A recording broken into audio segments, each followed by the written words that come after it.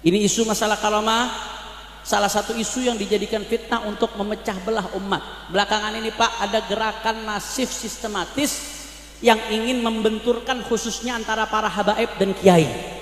Habaib sama kiai pengen dibikin gelut, dibentur-benturkan.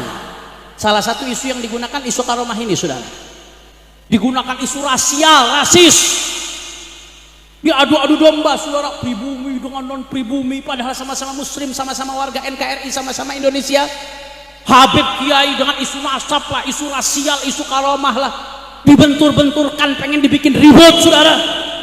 Masya Allah, saudara, ini isu-isu kebencian dengan menggunakan rasial ini, saudara. Selain dikecam oleh agama, ini juga dikecam oleh aturan negara, saudara. Ini adalah cara-cara licik yang dulu digunakan oleh Belanda untuk mecah belah umat. Mohon maaf Pak, Bu, mohon maaf. Bapak boleh lihat dalam sejarah dulu Belanda Pak, londo itu cara mereka mecah belah bangsa supaya bangsa nggak merdeka. Apa yang mereka lakukan? Masyarakat dibikin menjadi beberapa tingkatan daripada sosial. Ada strata sosial. Belanda bikin tuh ada warga kelas 1, warga kelas 2, warga kelas 3. Warga kelas 1 itu Belanda dan orang-orang Eropa. Warga kelas 2 dibikin oleh Belanda, dipisahkan. Ada warga-warga Cina, India, Arab, dipisahkan sama Belanda. Ada warga kelas 3 kata Belanda. Ini bahasa Belanda nih yang bikin seperti ini, Belanda yang disebut oleh warga Belanda sebagai pribumi. Untuk apa mereka pecah-pecah seperti ini? Supaya nggak bersatu. Supaya ada sekat-sekat sosial. Supaya bisa dipecah belah. Begitu dipecah belah dengan isu ras, isu suku, mereka nggak bersatu. Begitu mereka nggak bersatu, maka Belanda jadi kuat.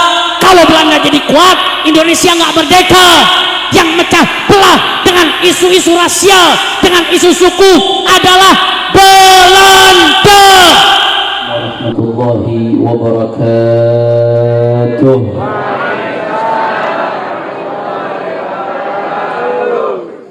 Alhamdulillah.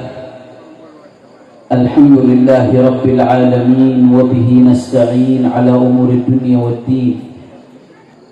Allahumma fasalli wa sallim wa barik wa karim wa majid wa azim ala sayyidina wa habibina wa syafi'ina wa nuri qulubina Muhammad الفاتح لما أغلق والخاتم لما سبق ناصر الحق بالحق والهادي إلى الصراط المستقيم وعلى آله وصحبه حق قدره ومقداره العظيم يا فتاح يا عليم. أما بعد. Para alim ulama, para habaib, para kiai, para sesepuh, para tokoh masyarakat, wabil khusus segenap daripada keluarga besar almarhum al-maghfurlah sahibul haul Romo Raden Al-Habib As-Sayyid Dahlan bin Muhammad Ba'bud,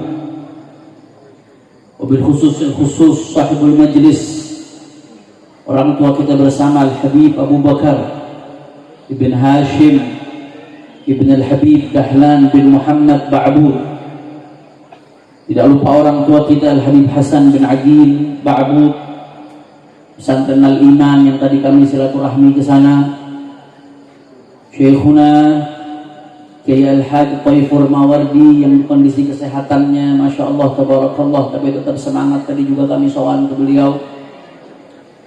Tidak lupa pula Bapak Kapolres yang tadi menyampaikan sambutannya singkat, padat, substantif dan penuh makna.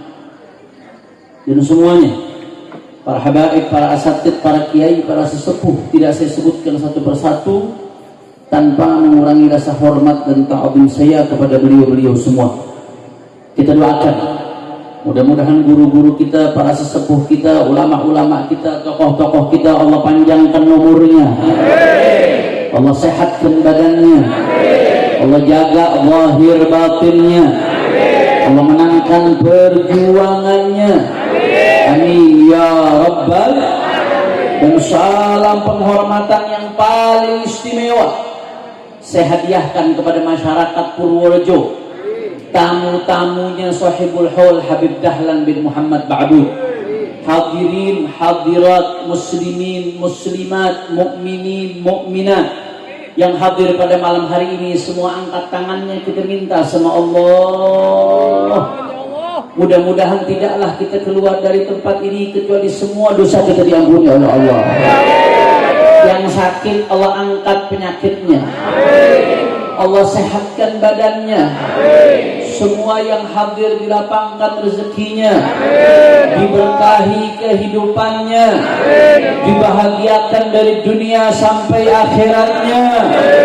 Amin ya rabbal ahiba'il kiram. Pada malam hari ini dan sampai besok insyaallah kita sama-sama berkumpul ngalap barakah, mencari keberkahan, menghadiri haul sosok yang menghabiskan hidupnya untuk mengajak umat dari desa ke desa, kampung ke kampung untuk mengenal Allah dan Rasulnya baginda Nabi besar Muhammad sallallahu alaihi wasallam, yaitu beliau almarhum al-maghfurlah Romo Raden Sayyid Al-Habib Dahlan bin Muhammad Ba'bud Al-Alawi Al-Husaini. Maka sebelum saya sampaikan satu dua patah kata, saudara, mari sama-sama kita bacakan Fatihah untuk almarhum sahibul haul wa usulihi wa furu'ihim.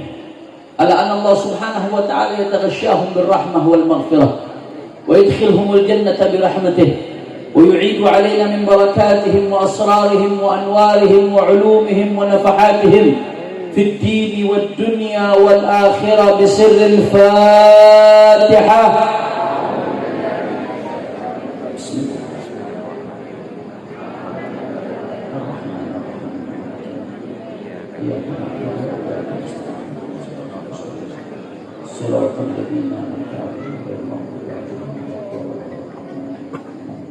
Ahiba'il kiram, saudara, Al-Habib As-Sayyid Romo Raden Dahlan bin Muhammad Ba'bud, 50 tahun beliau sudah meninggalkan kita, saudara.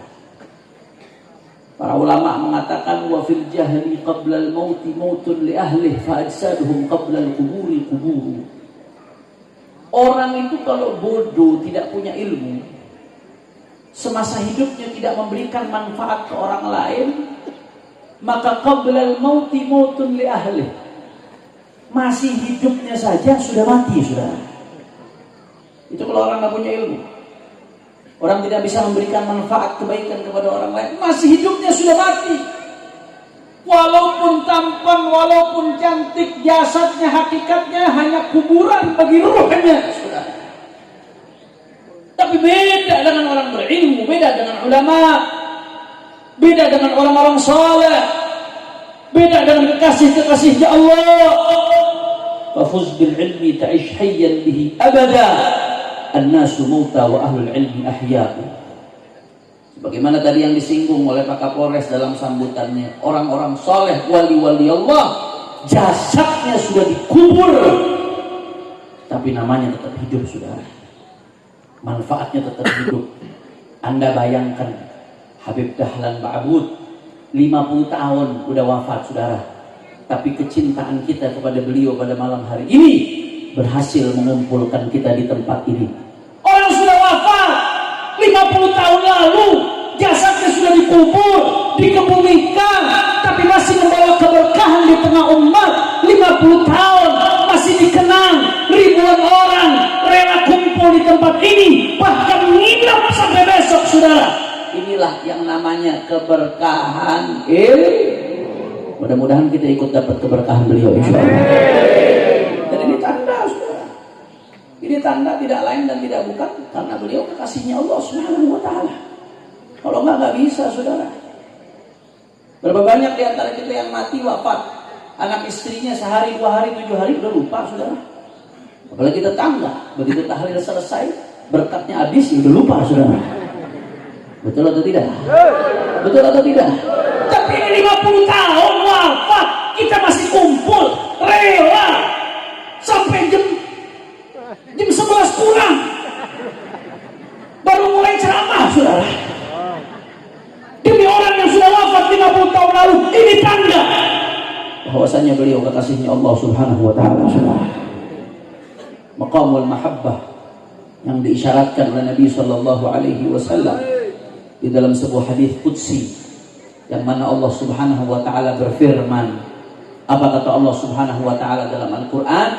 Di dalam hadis qutsinya Allah Subhanahu wa taala mengatakan, man 'adali waliyan faqad adantuhu bil harb wa la yazal 'abdi wa ma taqarraba ilayya 'abdi bi syai'in ahab ilayya mimma aftaradtuhu 'alayhi wa la yazalu 'abdi yataqarrabu ilayya bin nawafil hatta uhibbah fa idza ahbabtuhu kuntu sam'ahu alladhi yasma'u bih wa basarahu alladhi yubsiru bih wa yadahu allati yabtishu biha wa rijlahu allati yamshi biha wa la in ista'adha bi la'u'idanna wa la in sa'alani la'u'tiyanna ila akhir al-hadits. Allahumma shalli ala Muhammad. Allahumma shalli ala Muhammad. Allah Subhanahu wa taala berfirman dalam hadis qutsinya, kata Allah, man 'adali waliyan faqad adantuhu bil harb. Kata Allah, siapa yang memusuhi kekasihku, waliku, maka siap-siap aku umumkan perang terhadapnya.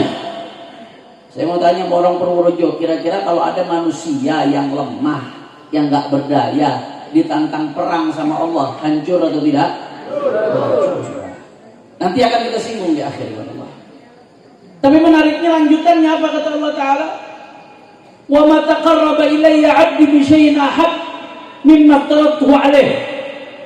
Yang paling aku senangkan dari hambaku, manakala hambaku mendekatkan diri kepadaku, kata Allah, dengan apa-apa yang aku wajibkan. Jadi Bapak Ibu sekalian, kalau pengen Allah ridha, saya mau tanya semua yang ada di sini, masyarakat Purworejo, pengen Allah ridha? Pengen dapat cintanya Allah? Syarat nomor 1, jalankan apa yang Allah wajibkan. Sholat 5 waktu jangan ditinggalkan, zakat jangan ditinggalkan, puasa Ramadan. Ibu-ibu nih khususnya, kadang-kadang kalau di bulan Ramadannya aman, tapi kadang-kadang ibu-ibu setiap tahun ada saja utang karena ada tamu. Betul atau tidak, Bu? Itu utang mesti dibayar, jangan ditinggalkan. Yang paling Allah senang dari hambanya sederhana, apa yang Allah perintahkan jalankan, apa yang Allah larang, yang diharamkan tinggalkan. Itu yang Allah paling ridha dari hambanya, sederhana, saudara. Tapi ada satu lagi maqam yang lebih tinggi, maqamul mahabbah, menjadi hamba yang dicintai oleh Allah Subhanahu wa taala. Bagaimana kita mendapatkan maqamul mahabbah? Allah Subhanahu wa taala mengatakan, wala yazal 'abdi yataqarrab ilayya bin nawafil hatta uhibbah. Kalau hambaku sudah mendekatkan diri denganku dengan yang sunnah-sunnah, bukan hanya menjalankan yang wajib, tapi yang sunnahnya juga dijaga. Apa adab-adab yang diajarkan Rasulullah dijalankan. Masuk kamar mandi pakai kaki, keluar kamar mandi pakai kaki kanan, masuk masjid pakai kaki, keluar masjid pakai kaki, sholat qobliyah ba'diyahnya, sunnah-sunnah yang lainnya dijaga. Kata Allah Ta'ala, kalau sudah hamba menjaga sunnah-sunnahnya Nabi, dia naik satu level tingkatan, hatta uhibbah, maka dia mendapatkan maqamul mahabbah, menjadi hamba yang dicintai oleh Allah Subhanahu wa taala.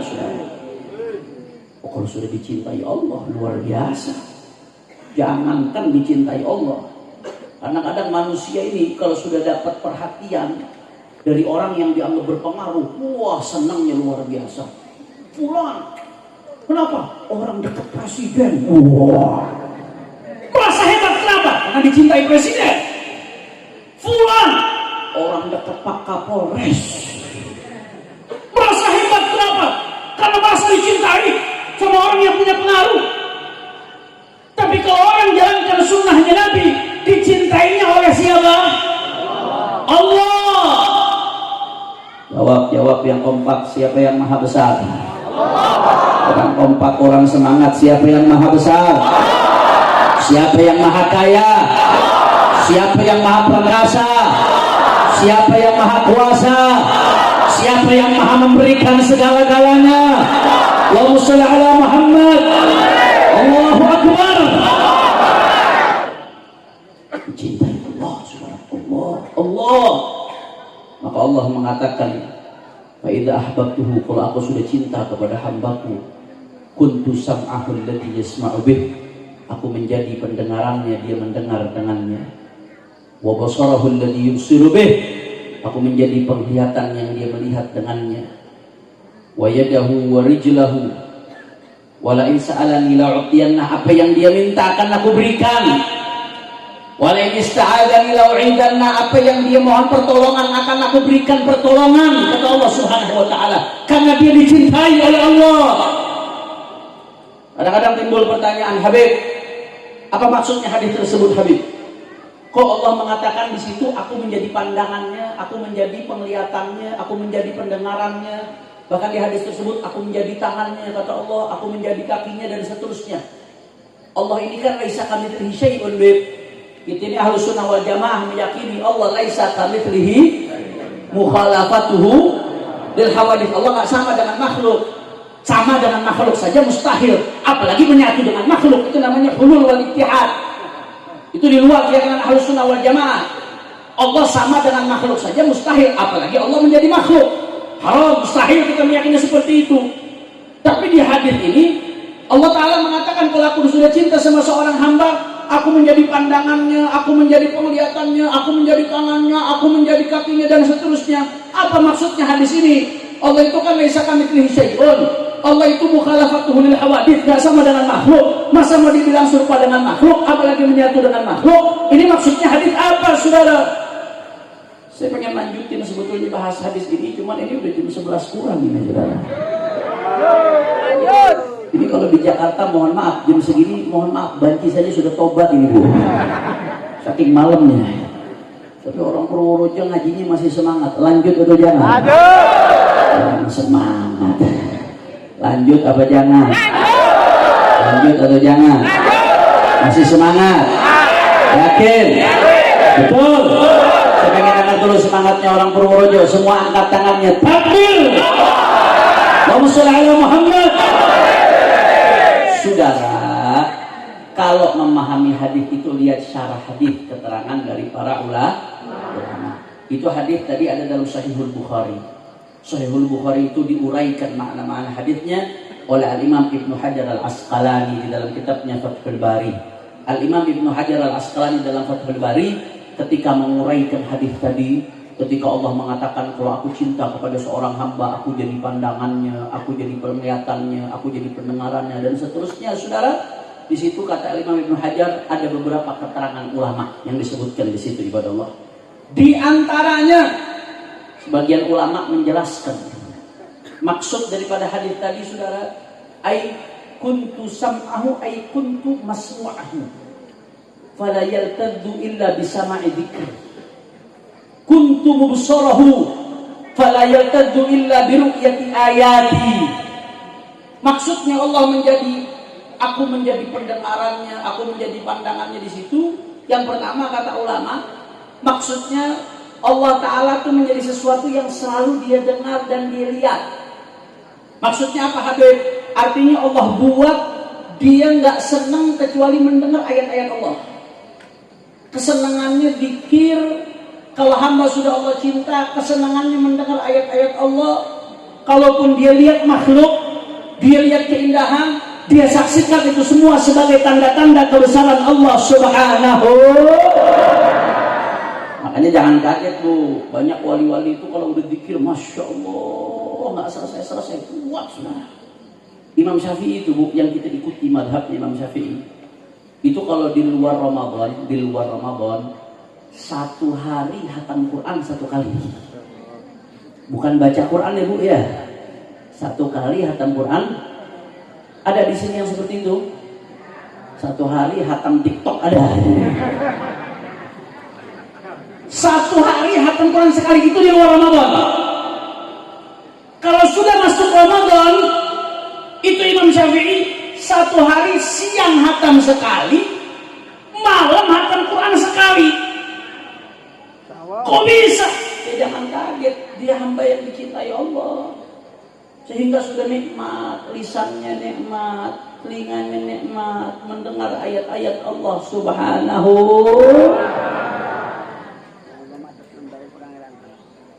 Dulu sahabat-sahabat itu saking asyiknya kalau sudah sholat, Pak, Bu. Yang namanya dulu pengobatan belum ada bius, belum ada anestesi. Maka dulu sahabat-sahabat Nabi Shallallahu Alaihi Wasallam sebagian di antara mereka ketika ada yang terluka dan kakinya harus diamputasi, maka apa yang mereka lakukan? Kalau dalam keadaan biasa dipotong tanpa bius, oh sakitnya luar biasa Pak Bu. Masya Allah, tabarakallah. Maka apa yang mereka minta? Nanti tunggu saya sholat. Kalau saya sudah masuk dalam sholat, saya di tahiyat akhir, kamu mau amputasi, mau potong kaki saya, silakan. Di situ saya nggak akan merasa. Di situ tidak akan merasakan sakitnya. Kenapa? Karena sudah asyik merasakan nikmatnya zikir, menyebut Gusti Allah Subhanahu. Itu kekasihnya Allah. Kira-kira sampai sini jelas atau tidak? Itu maksudnya aku menjadi pendengarannya, saudara. Tapi ada lagi, kata Imam Ibnu Hajar, sebagian ulama mengartikan kuntu sam'ahu, kuntu basarahu, kuntu yadahu, hadhihi kinayatun an nusratillah. Ini bukti kalau hamba dicintai Allah, dia dapat pertolongan Allah. Makanya jangan kaget Bu, Pak, ada wali-wali Allah, hamba-hamba Allah yang Allah cinta, dia mendapat pertolongan Allah sehingga matanya melihat apa yang kita nggak lihat, sehingga telinganya mendengar apa yang kita nggak dengar, sehingga instingnya bisa merasakan apa yang kita nggak rasakan, saudara. Berapa banyak kekasih Allah kalau kita dengar wali-wali, wali songo, saudara, kiai-kiai yang menjadi wali, yang sudah dapat makom tertentu, tangannya bisa melakukan apa yang manusia normal nggak bisa lakukan, kakinya bisa melakukan apa yang manusia normal nggak bisa lakukan. Kenapa? Jangan kaget, Allah sudah mengatakan kuntu sam'ahu, kuntu basarahu, kuntu yadahu, kuntu rijlahu. Dia sudah mendapatkan pertolongan dari Allah Subhanahu. Kira-kira jelas atau tidak? Makanya beda, kadang-kadang airnya yang dibacain sama Bu,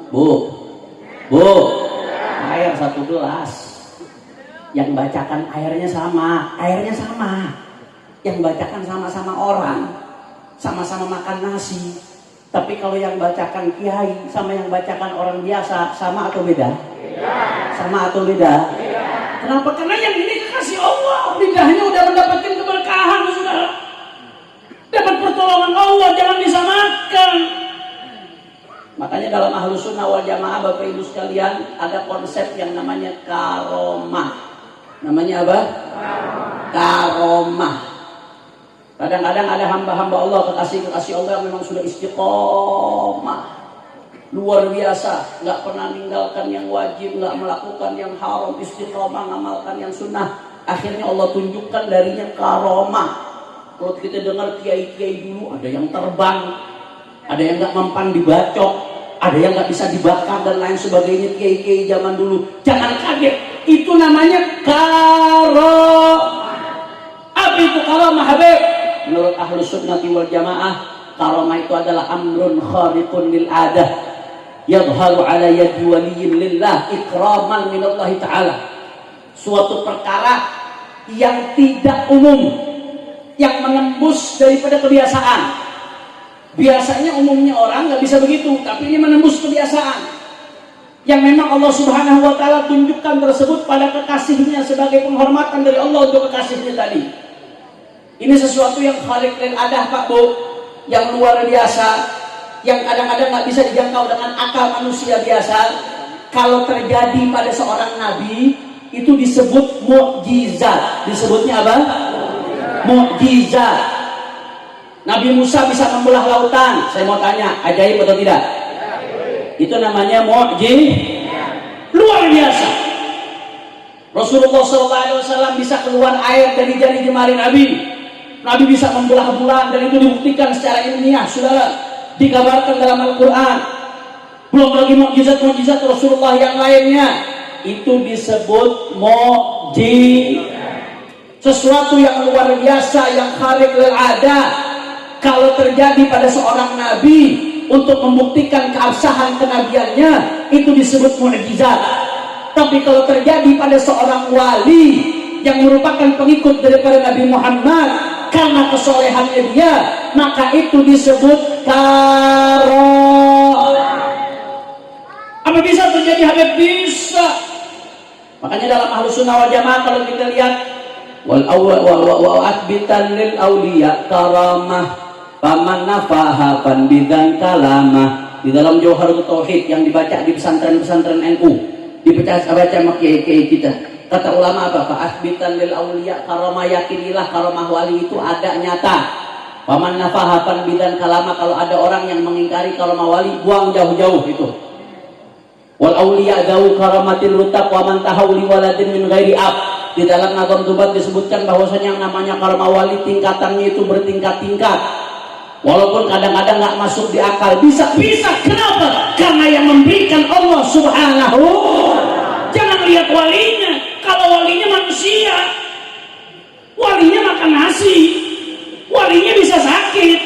Tapi karena yang memberikan Allah, Allah Maha Kuasa. Kalau Allah mau memberikan keajaiban kepada seorang hamba, jawab yang jujur. Allah mampu atau tidak? Allah bisa atau tidak? Allah kuasa atau tidak? Ini mana hadis tadi?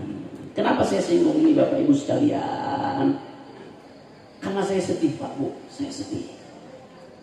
Belakangan ini kita lihat di media sosial, banyak orang ngakunya ahlus sunnah wal jamaah, ngakunya pecinta wali. Tapi sekarang kalau kita lihat di medsos sempat dengan gampangnya menghina-hina wali, merendahkan wali. Karomah wali dibilang khurafat, saudara. Dibilang halu, dibilang khayal. Ngakunya ahlus sunnah. Kalau Mu'tazilah nggak kaget, ada aliran menyimpang namanya Mu'tazilah. Itu dari dulu memang ingkar terhadap karomah wali, saudara. Tapi belakangan kita lihat ada orang pakai pakaian ahlus sunnah, ngakunya sebagai ahlus sunnah, ngakunya pada pecinta wali, tapi di medsos kerjaannya hina para wali, merendahkan para wali, menganggap karamah wali halu, khurafat, khayalan, dihina-hina, direndahkan, diledek, saudara. Ini yang nggak bisa kita terima, saudara. Karamah wali itu fakta nyata, dan itu ada dalilnya dalam Al-Quran, ada dalam hadis Nabi. Mari kita lihat, saudara. Di dalam Al-Quran diceritakan ada kisah yang namanya Ashabul Kahfi, Bapak Ibu sekalian. Tahu Ashabul Kahfi? Surat Kahfi yang kita sunnah baca setiap malam Jumat atau hari Jumat itu, saudara. Itu Ashabul Kahfi. Mereka bukan nabi Pak Bu. Mereka adalah hamba-hamba Allah yang saleh, fityatun amanu bi rabbihim wa zidnahum huda. Allah puji mereka Ashabul Kahfi sebagai pemuda-pemuda yang beriman kepada Allah Subhanahu wa taala dan ditambahkan hidayah oleh Allah. Mereka hidup di zaman sebuah raja. Rajanya raja zalim, namanya Raja Dicyanus. Ini Raja Dicyanus Pak Bu, kalau ada orang yang ngaku beriman kepada Allah, dibunuh sama dia, saudara. Nggak boleh orang beriman, harus kufur, harus murtad. Kalau ada yang ngaku beriman, dibunuh sama Raja Dicyanus. Subhanallah, akhirnya mereka cari-cari di pasukannya, nyari. Kalau ada orang beriman, dibunuh. Orang beriman, dibunuh. Sampai ketemu sekelompok anak muda ini, saudara, Ashabul Kahfi. Mereka beriman, akhirnya mereka dipanggil sama Raja Dicyanus. Begitu mau dibunuh Raja Dicyanus, kesian. Ini masih anak-anak muda ini, mungkin belum matang berpikirnya. Udah, kalian saya kasih waktu sampai besok pagi, kata Dicyanus. Kalau sampai besok pagi kalian belum murtad juga, tetap beriman, maka besok kalian semua akan kami bunuh. Akhirnya anak-anak muda ini Ashabul Kahfi, mereka tetap nggak mau keluar daripada keimanannya. Apa yang mereka lakukan? Mereka berhasil kabur, ditolong oleh Allah Subhanahu. Begitu mereka kabur, pasukan Dicyanus kejar. Sampailah mereka ke dalam sebuah kahfi. Kahfi ini Bapak Ibu sekalian artinya goa. Orang Purworejo tahu goa? Biasanya tempat apa, kelelawar apa segala macam di gunung itu. Masuklah ini anak-anak muda ke dalam goa. Begitu masuk ke dalam goa, Allah tanamkan rasa takut kepada pasukan yang sedang mengejar mereka, saudara. Itu pasukan gak berani masuk ke dalam goa. Dan anak-anak muda Ashabul Kahfi ini, begitu mereka masuk ke dalam goa, akhirnya mereka ditenangkan oleh Allah. Allah bikin mereka tidur, Bapak Ibu sekalian. Berapa hari tidurnya? Sehari, 2 hari, 3 hari. Walabithu fi kahfihim 300 sinina wazdadu tis'a. Tidurnya 300 tahun. Kalau dalam tafsir Jalalain disebutkan wazdadu tis'a. Kalau pakai bulan Komariah 300 tahun. Kalau pakai bulan bulan Syamsiah 300 tahun. Kalau pakai bulan Masehi, tahun Masehi. Kalau pakai tahun Hijriah 309 tahun. Wazdadu tis'ah, dalam persejarah disebutkan seperti itu. Karena setiap 100 tahun bulan Hijriah, bulan Masehi itu selisihnya lebih cepat 3 tahun bulan Hijriah.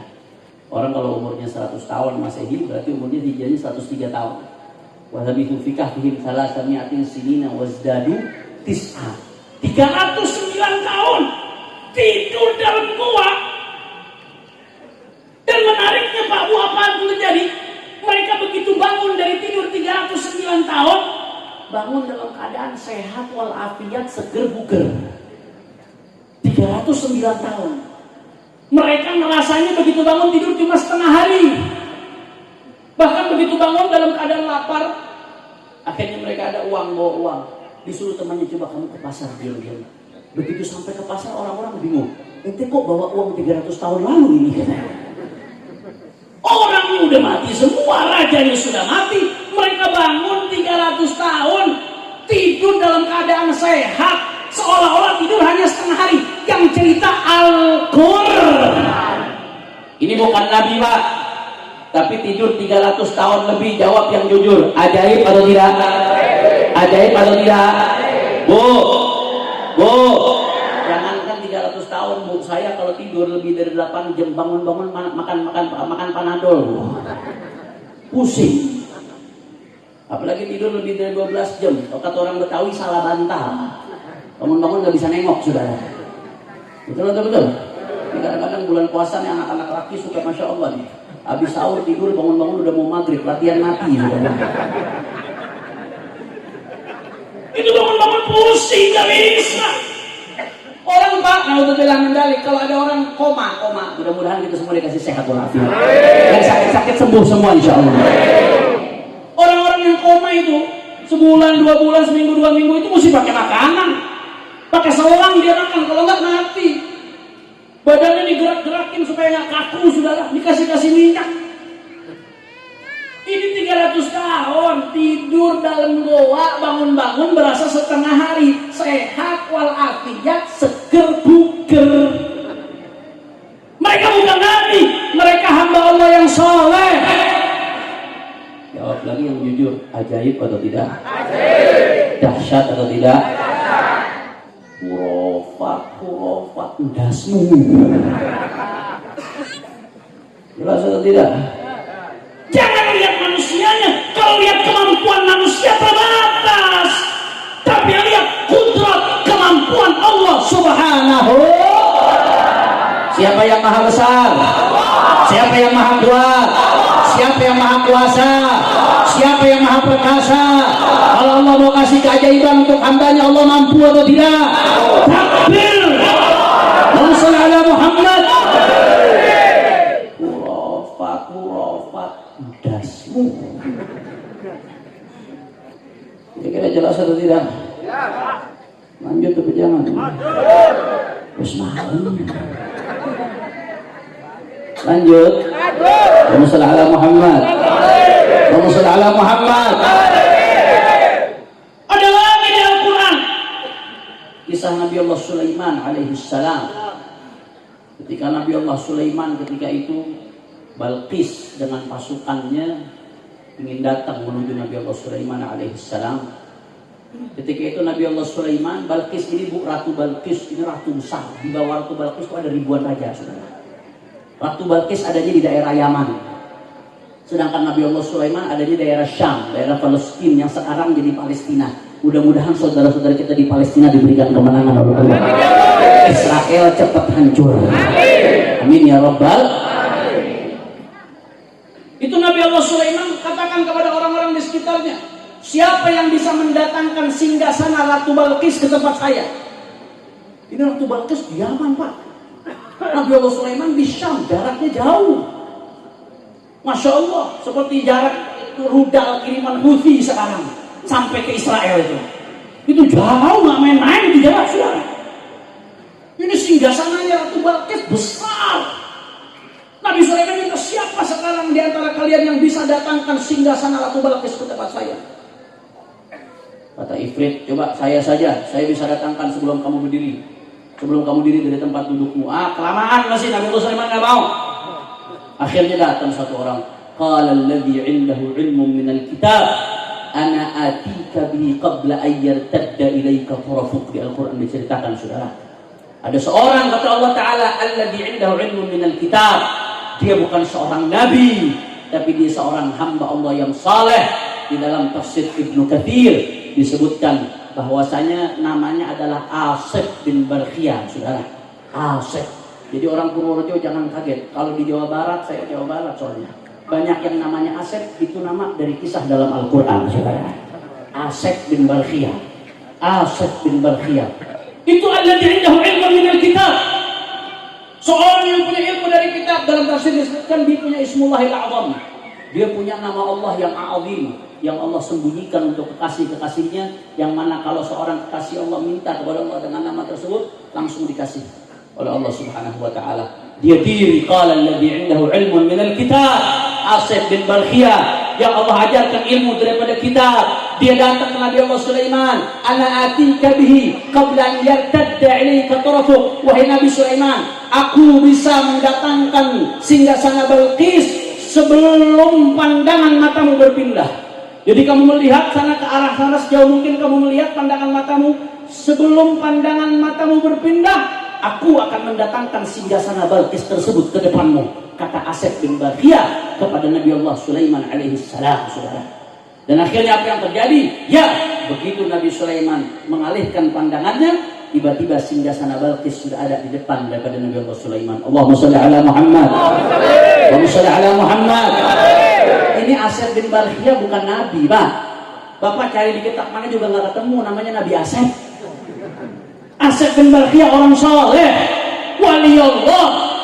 Tapi Allah Subhanahu wa Ta'ala kasih kelebihan karena kesolehannya dia bisa melakukan sesuatu yang ajaib, mendatangkan singgasana dari Yaman ke Palestina, jaraknya ribuan kilometer dalam waktu sekejap. Itu zaman belum ada tiki, Pak, belum ada JNE aja nggak mampu, sudah. Tapi bisa melakukan itu. Jawab yang jujur, ajaib atau tidak? Ajaib. Dahsyat atau tidak? Ajaib. Luar biasa atau tidak? Ajaib. Iku jenenge karo diceritakan dalam Al-Qur'an. Jangan lihat asetnya, asetnya manusia, tapi lihat siapa yang memberikan aset kemampuan tersebut. Siapa yang maha besar, siapa yang maha kuat, siapa yang maha perkasa, siapa yang maha kuasa, siapa yang luar biasa. Allahu Akbar. Allahumma shalli ala Muhammad. Hurufat dasmu. Masya Allah. Kira-kira sampai sini jelas atau tidak? Allahumma shalli ala Muhammad. Allahumma shalli ala Muhammad. Kalau otak kamu sempit, jangan segala sesuatu diukur pakai otakmu. Otak kamu sempit, tapi kekuasaan Allah nggak sempit. Kekuatan Allah nggak sempit. Jangan segala sesuatu kamu ukur pakai otakmu yang sempit. Wa ma utitu minal ilmi illa qalila. Manusia itu dikasih ilmu cuma sedikit, jangan sombong. Ini baru di Al-Quran nih, Pak. Mari kita lihat ke hadis, saudara. Di dalam hadis Rasulullah Sallallahu Alaihi Wasallam diceritakan satu kisah hadis sahih, muttafaqun alaih. Diceritakan sebuah kisah atau riwayat Bukhari, hadis sahih pokoknya, saudara. Diceritakan satu kisah, ada 3 orang yang terkenal kisahnya sampai pernah dijadiin sinetron, setahu saya di Indonesia. 3 orang terjebak dalam goa. Intabaqa alaihimul ghar. Ini yang cerita Rasulullah Sallallahu Alaihi Wasallam.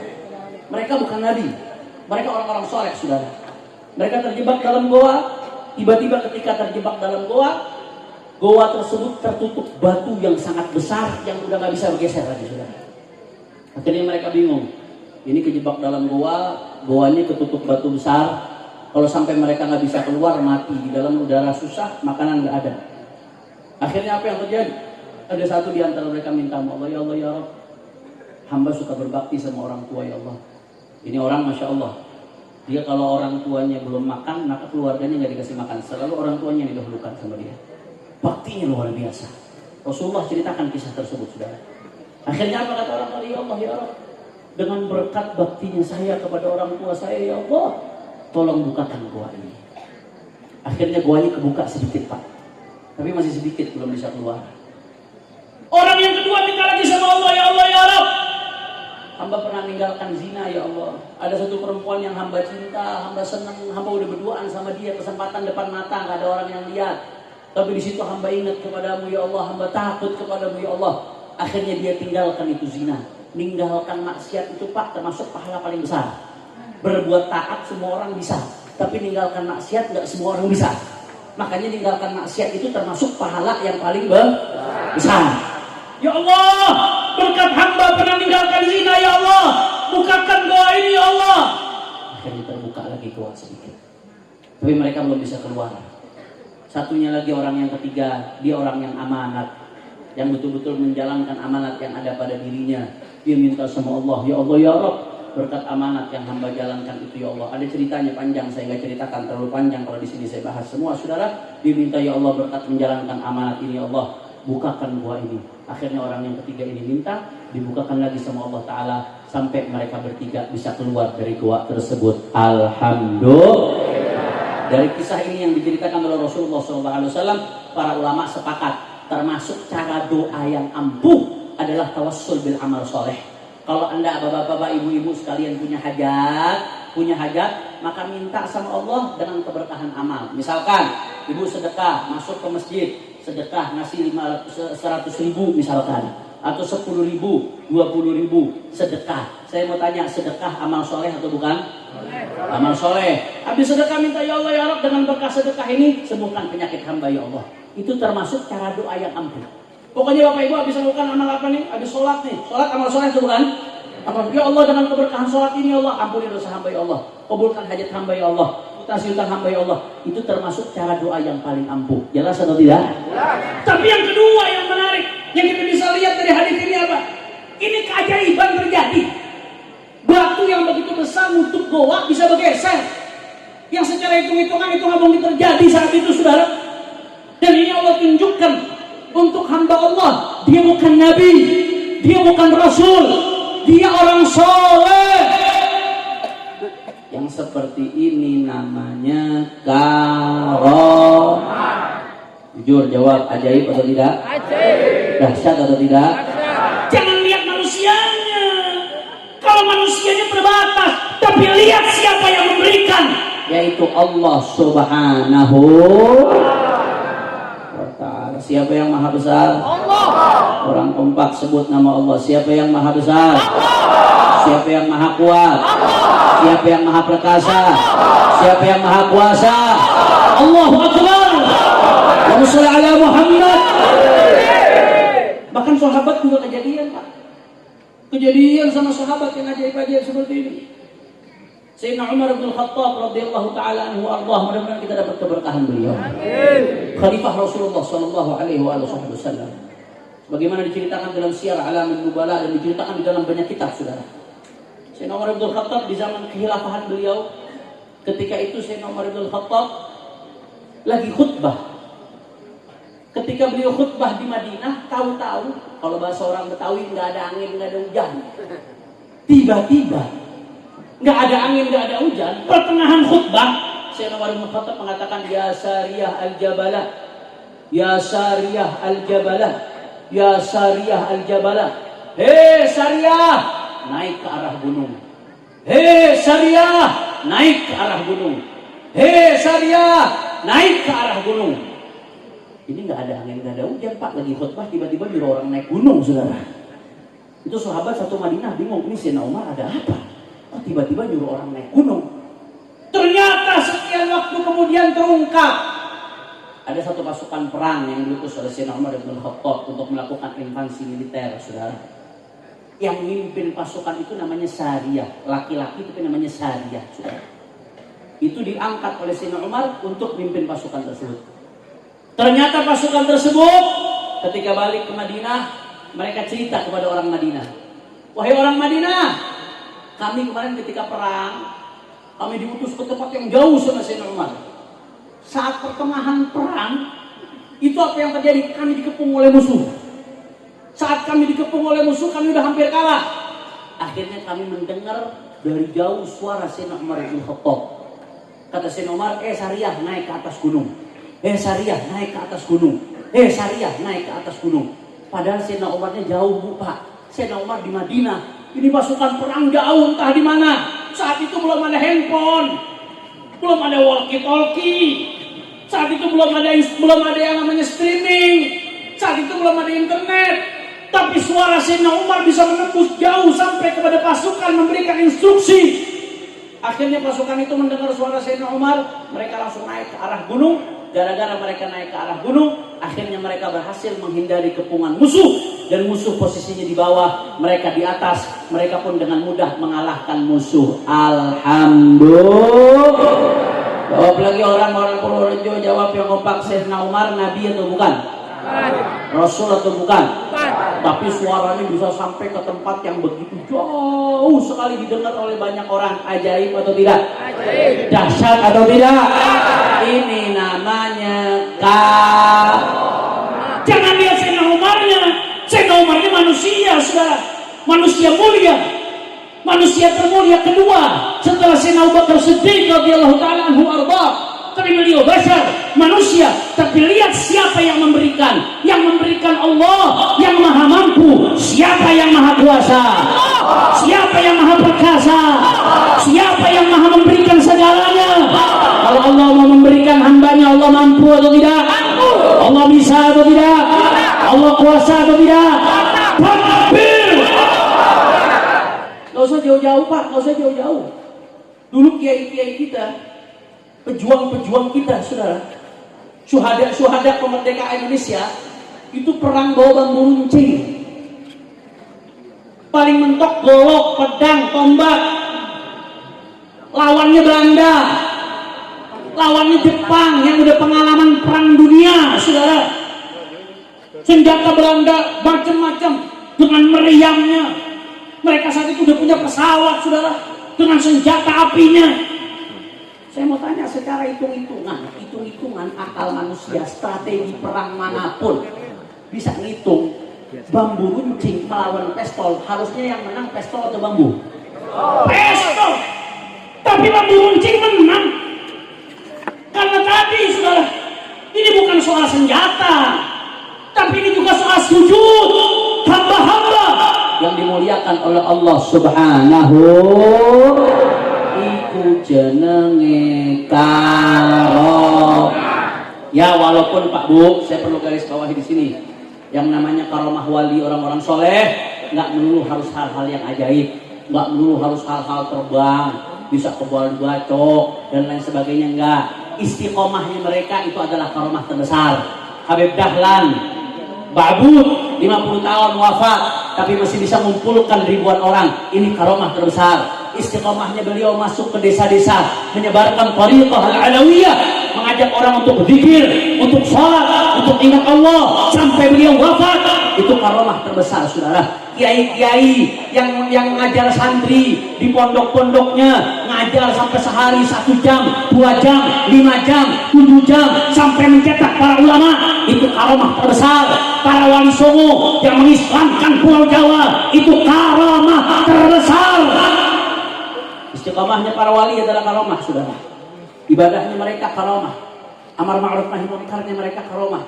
Tapi kita nggak menafikan, ahlus sunnah wal jamaah tidak menafikan bahwasanya bisa saja hal-hal ajaib yang luar biasa, yang di luar daripada nalar terjadi pada wali-walinya Allah. Kenapa? Karena yang memang diberikan oleh Gusti Allah Subhanahu.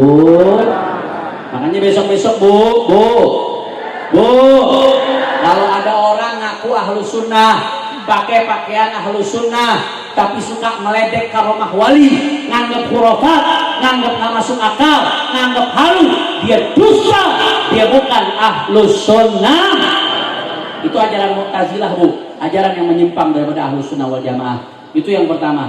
Memang, tapi di sisi lain saya ingin garis bawahi Bapak Ibu sekalian. Di sisi lain penting juga untuk para dai. Kalau cerita karomahnya wali, jangan lebay, jangan dilebih-lebihin, jangan pakai bumbu-bumbu. Kadang-kadang ceritanya biasa, tapi ditambah kecap, ditambah lada, ditambah garam, kelebihan offset ceritanya, saudara. Itu juga nggak benar tuh. Itu yang begitu kibit, bohong atas nama wali Allah, bohong atas nama kekasihnya Allah Subhanahu wa taala. Itu yang menyebabkan fitnah di tengah umat, saudara. Dan di sisi lain, pesan buat para dai. Yang namanya para dai, para ustadz, para habib, para kiai, jangan juga sembarangan cerita karomah wali di depan umum. Saya ini sekarang cerita karena bicara dalil Al-Quran Sunnah. Tapi kalau wali secara persan-persan, nggak semua wali karomahnya layak diceritakan depan umum. Karena nggak semua orang awam akalnya bisa menerima.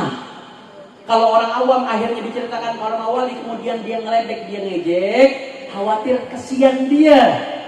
Nanti jadi memusuhi wali, akhirnya jadi balak. Na'udzubillah min.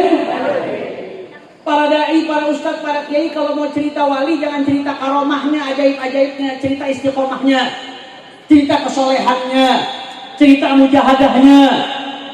Masih banyak hal yang lebih penting untuk dibicarakan ke umat. Umat masih banyak yang belum tahu mana halal, mana haram, mana hak, mana batil, mana benar, mana salah, mana baik, mana buruk. Umat masih banyak yang belum tahu itu, saudara. Belum lagi permasalahan-permasalahan umat, kontrol sosial yang menjadi kewajiban ulama, saudara, untuk menjaga keberpihakannya kepada umat. Banyak mesti diperjuangkan. Jangan dikit-dikit umat dicokokin cerita karomah lagi, saudara.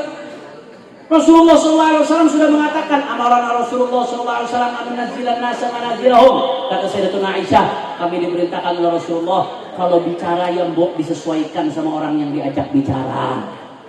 Khatibun nas ala qadri uqulihim. Kalau bicara sama orang itu sesuai dengan kadar akalnya. Kafa bil mar'i kadiban an yuhadditsa bi kulli ma sami'. Kata Nabi sallallahu alaihi wasallam, cukuplah kedustaan bagi seseorang kalau dia cerita setiap apa yang dia dengar. Apa-apa yang didengar orang wali langsung diceritakan. Jangan, enggak semua orang bisa dengar, saudara. Makanya Syekh Abu Bakar bin Salim mengatakan, uktum hawana in aradta ridana wahdar tubihu bisirrina li siwana. Kata Syekh Abu Bakar bin Salim, hati-hati kalau kamu cinta sama kami jangan terlalu diumbar. Wahdar tubihu bisirrina li siwana. Hati-hati, jangan kamu sebar-sebar rahasia kami kepada selain kami. Karena nggak semua orang siap menerima apa yang Allah berikan kepada wali-walinya Allah Subhanahu. Kira-kira jelas seperti itu? Kalau ini nasihat buat para dai, buat para habib, buat para kiai. Mau cerita di depan muridnya secara khusus, silahkan.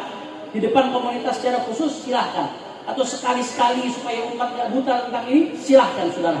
Tapi kalau di atas mimbar, dikit-dikit cerita keramat, istiqomahnya nggak diceritakan, halal haramnya nggak diceritakan, hak batilnya nggak diceritakan, itu hanya akan menjadi fitnah daripada di tengah umat. Na'udzubillah min. Maka kesimpulan yang ingin saya sampaikan pada malam hari ini, satu, karomah wali itu adalah fakta, karomah wali itu adalah nyata. Karena yang memberikan Gusti Allah Subhanahu. Jadi kalau Bapak Ibu besok dengar ada cerita karomah wali yang ajaib-ajaib, nggak usah kaget. Allah yang ngasih kok. Allah maha mampu, Allah maha kuasa. Kenapa harus bingung kaget dengan kekuasaannya Allah Subhanahu wa ta'ala?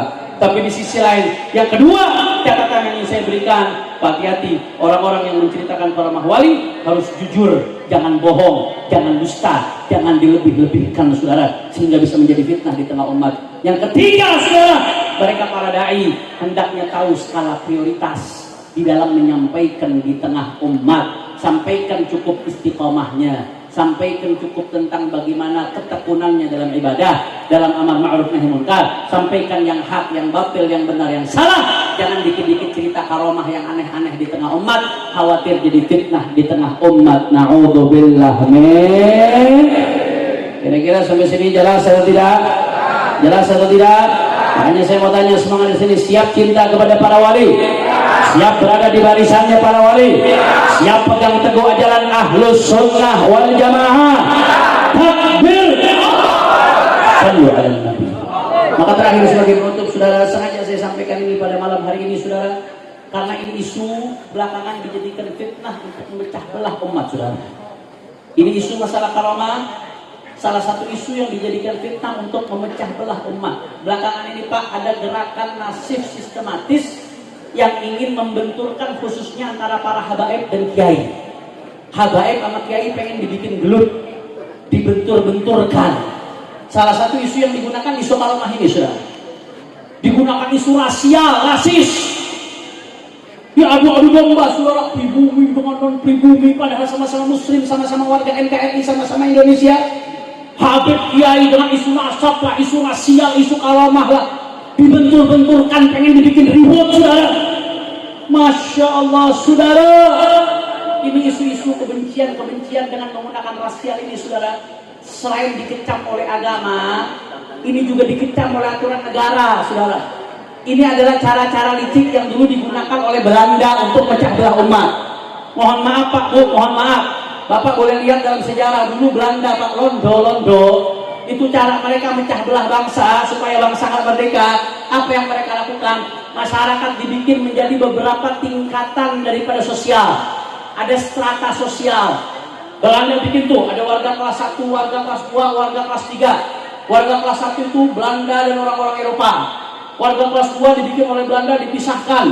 Ada warga-warga Cina, India, Arab, dipisahkan sama Belanda. Ada warga kelas 3, kata Belanda. Ini bahasa Belanda nih, yang bikin seperti ini Belanda, yang disebut oleh warga Belanda sebagai pribumi. Untuk apa mereka pecah-pecah seperti ini? Supaya nggak bersatu. Supaya ada sekat-sekat sosial. Supaya bisa dipecah belah. Begitu dipecah belah dengan isu ras, isu suku, mereka nggak bersatu. Begitu mereka nggak bersatu, maka Belanda jadi kuat. Kalau Belanda jadi kuat, Indonesia nggak merdeka.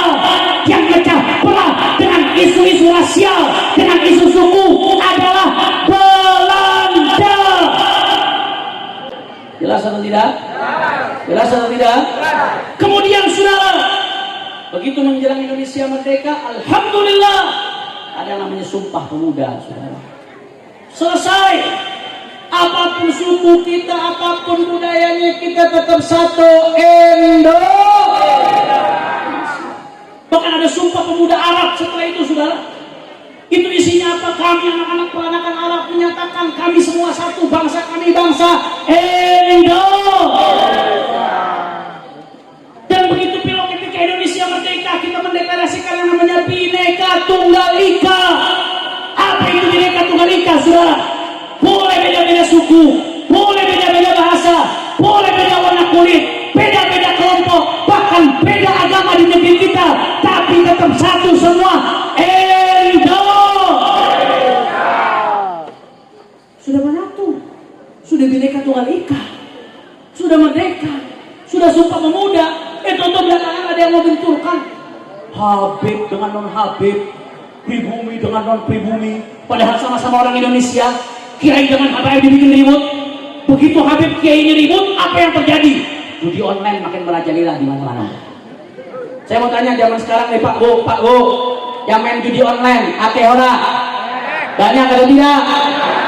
Saya keliling ke berbagai provinsi di Indonesia, Masya Allah, itu mulai dari ustadz sampai pejabat kena judi online, saudara. Terus Habib sama Kiai ini disuruh ribut. Habib Kiai disuruh ribut. Oligarki makin gila-gilaan menguasai ekonomi. Habib Kiai disuruh ribut, saudara. Yang korupsi makin dahsyat korupsinya, yang maksiat makin dahsyat maksiatnya. Dibenturkan umat. Makanya saya mau ajak umat Islam melalui hall daripada Al-Habib Dahlan Ba'abud ini. Ayo, mari sama-sama kita bersatu. Jangan ada lagi pecah belah, jangan ada lagi kebencian rasial. Kita ini satu, sama-sama umatnya baginda Nabi besar Muhammad. Ormas bisa beda-beda, tapi Nabi kita satu, Nabi besar Muhammad Sallallahu Alaihi Wasallam. Dan selain kita umatnya Nabi, kita ini juga satu Indonesia. Makanya saya mau tanya semua masyarakat Purworejo, jawab yang kompak, siap bersatu? Orang kompak, kurang semangat, siap bersatu? Orang keras, siap bersatu? Siap rapatkan barisan? Siap jaga persatuan? Kalau ada yang mau ngadu domba umat Islam, diamkan atau lawan? Diamkan atau lawan? Kalau ada yang mau ngadu domba merusak Indonesia, diamkan atau lawan? Kalau ada yang mau merusak kebinekaan kita, diamkan atau lawan? Kalau ada yang membenturkan habaibul kiai, diamkan atau lawan? Siap jaga persatuan Indonesia. Semua Purworejo angkat tangannya, takbir, takbir, sallu ala nabi. Kalau saya katakan bila Islam bersatu, semua jawab yang kompak, tak bisa dikalahkan. Bila Islam bersatu, tak bisa dikalahkan. Yang keras, bila Islam bersatu, tak bisa dikalahkan. kencang bilang Islam bersatu. Orang semuanya angkat tangannya. Umat Islam bersatu. Umat Islam bersatu. Umat Islam bersatu. Umat Islam bersatu. Ormas Islam bersatu. Habaib dan kiai umat Islam pesantren majelis taklim umat Islam Indonesia NKRI Allahu Akbar Allahu Akbar Allahu Akbar. Sallu ala Nabi. Udah cukup sampai di sini. Kalau saya lanjut lagi nanti offset akhirnya Pak. Udah panas. Allahumma sholli ala Muhammad. Allahumma sholli ala Muhammad. Akhir sebagai menutup, mari sama-sama kita baca sholawat dengan niat mudah-mudahan dengan barokah sholawat yang punya hajat Allah kabul hajatnya. Yang sakit Allah angkat penyakitnya. Allah sehatkan badannya. Semua yang hadir dilapangkan rezekinya. Diberkahi kehidupannya. Dan mudah-mudahan barokah sholawat saudara-saudara kita di Palestina diberikan kemenangan oleh Allah. Masjidil Aqsa merdeka. Israel hancur. Amin ya rabbal. Amin ya rabbal. Dan mudah-mudahan barakat salawat Indonesia makin berkah. Purworejo makin berkah. Aman. Damai. Tentrem. Berkah warganya. Berkah rezekinya. Berkah ulamanya. Berkah umaroknya. Berkah sawahnya. Berkah hasil buminya. Berkah ilmunya. Amin Allahumma. Amin Allahumma. Ya Rabbal. Semua ikut sholawatan. Hadroh ikut, backing vokal jangan ikut. Biar jamaah aja di backing vokal, kita goncangkan Purworejo dengan sholawat. Allahumma sholli ala Muhammad. Allahumma sholli ala Muhammad. Salatullah salamullah. Semua. Salatullah.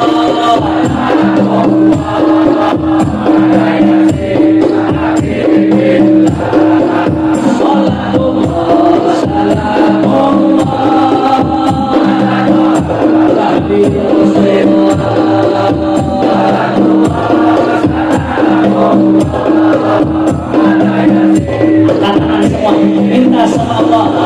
Tawassalna bismillah wa bil hadi rasulillah. Allah tawassalna bismillah wa bil hadi rasulillah wa kulli mujahidin lillah bi ahlillah ya Allah. Salatullah ya Allahumma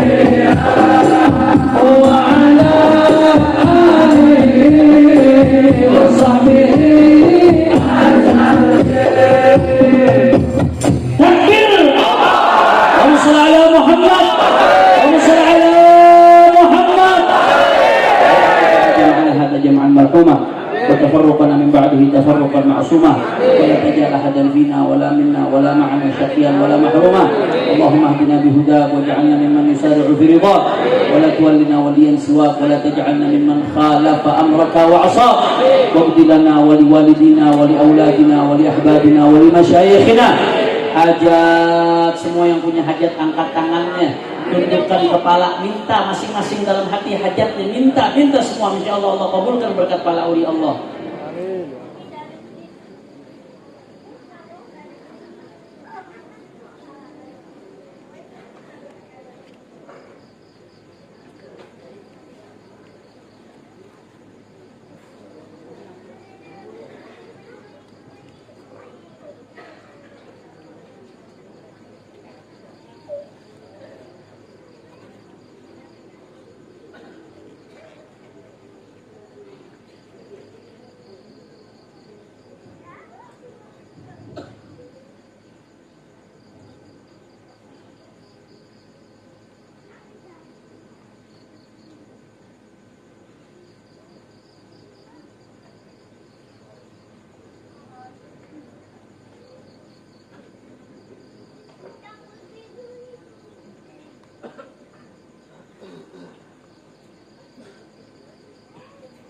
اقض لنا ولوالدينا ولأولادنا ولأحبابنا ولمشايخنا حاجات حسية ومعنوية دنيوية وأخروية بجاه خير البرية. يا مولانا يا مجيب يا حاضرنا يا غيث توسلنا إليك بالحبيب تقضي حاجاتنا قريب.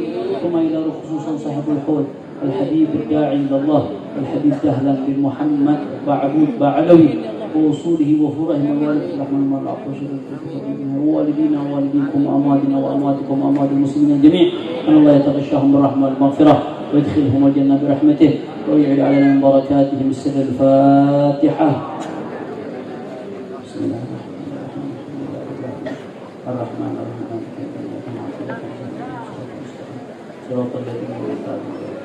InsyaAllah malam hari ini kita kumpul di tempat ini, mudah-mudahan besok di akhirat kita kumpul lagi di surga sama-sama. Ini saja yang saya sampaikan, lebih kurangnya mohon maaf. Sampai ketemu di kesempatan berikutnya. Wassalamualaikum warahmatullahi wabarakatuh. Salam ala Nabi Muhammad. Hadirin hadirat rahimahullah, alhamdulillah. Mengucapkan dari pertama kita tutup kanthi wasan alhamdulillah sahabat. Alhamdulillahirabbil alamin. Assalamualaikum warahmatullahi wabarakatuh.